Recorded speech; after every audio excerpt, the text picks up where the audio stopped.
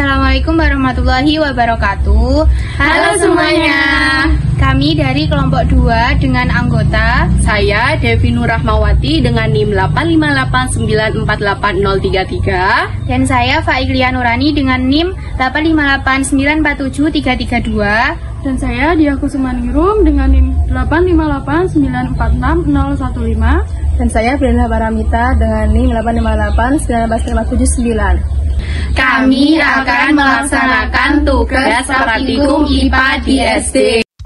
Pada hari ini kami akan melaksanakan pengamatan tugas mata kuliah praktikum IPA di SD modul 2 kegiatan praktikum 1 yaitu tentang ekosistem darat. Tujuan praktikum ini yaitu untuk membandingkan komponen-komponen yang terdapat pada ekosistem darat alami dan buatan. Pengertian ekosistem sendiri yaitu merupakan suatu kesatuan yang utuh antara makhluk hidup dan lingkungan tempat tinggalnya yang saling berinteraksi dan saling mengaruhi satu sama lain. Sedangkan pengertian ekosistem darat yaitu suatu sistem ekologi yang seluruh komponennya berada di wilayah daratan bumi, di mana makhluk hidup komponen biotik seperti tumbuhan, hewan, dan manusia berinteraksi dengan komponen tak hidup abiotik seperti tanah, udara, suhu, cahaya matahari, dan air.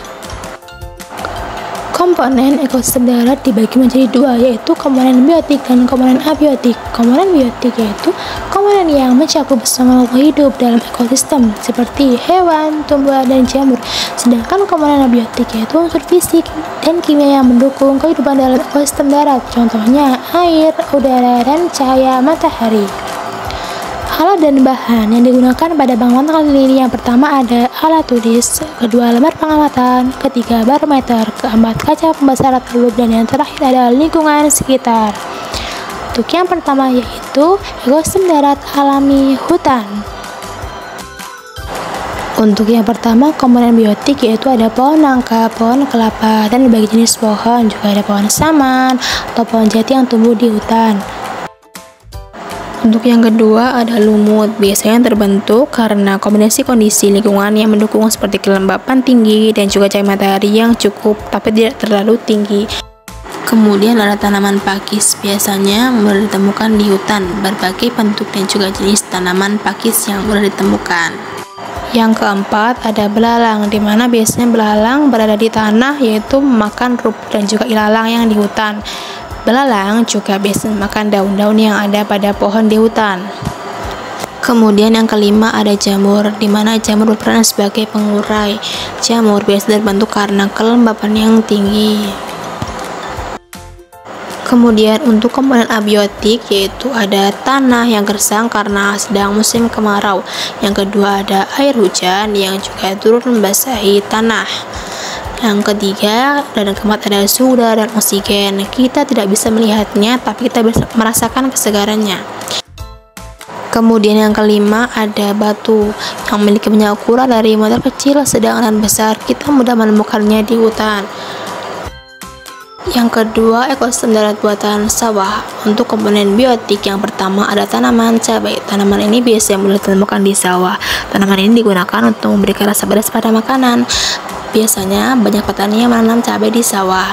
Yang kedua ada cacing, di mana kita mudah menemukan cacing terutama pada tanah yang terlihat seperti lembab atau sedikit basah. Kemudian yang ketiga ada rumput sawah, biasanya banyak ditemukan di pinggir jalan yang ada di sawah. Yang keempat kemudian ada juga burung banyak ditemukan juga di sawah.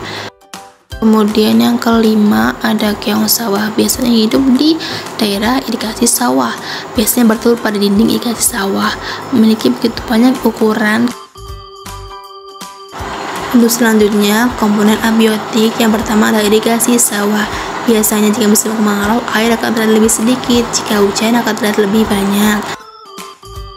Kemudian yang kedua adalah sinar matahari, biasanya membantu proses fotosintesis pada tumbuhan.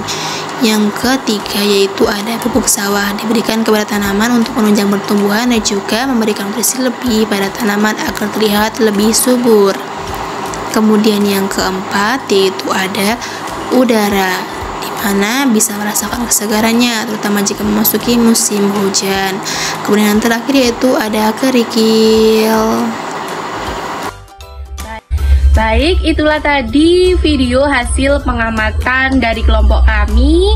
Semoga video ini bermanfaat bagi kita semua.